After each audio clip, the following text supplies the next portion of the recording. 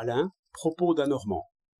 Sans être effrayé outre mesure des faits divers que je lis, je suis pourtant obligé de remarquer une chose, c'est que les hommes et les femmes entreprennent volontiers sur la peau d'autrui, soit pour la percer, soit pour la brûler.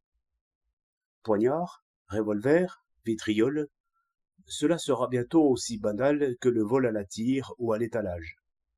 Pourtant, les effets de ces différents délits ne sont pas du tout comparables. Un milliardaire aimerait assurément mieux perdre toute sa fortune qu'avoir un œil crevé. Qu'est-ce que 1000 francs en moins si on compare cette perte à ces hideuses cicatrices qui font d'un homme un objet d'effroi et d'horreur pour ses semblables.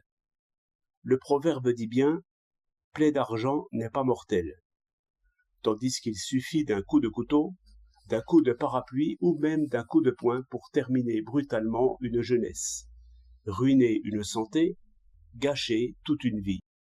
En peu de mots, il y a des actes réparables et irréparables.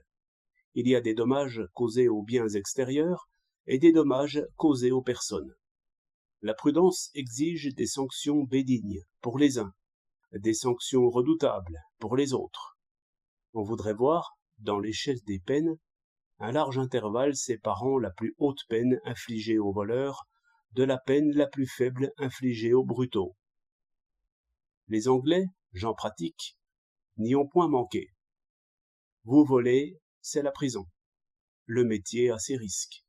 Mais, surpris en train de voler, vous donnez seulement une petite poussée à l'homme qui vous surprend. C'est le terrible dur travail, qui est une espèce de torture, à faire trembler la plus déterminée brute qui soit dans le monde. Résultat, un cambrioleur de 6 pieds de haut est surpris par un enfant ou par une femme. Vite, il tend les pouces.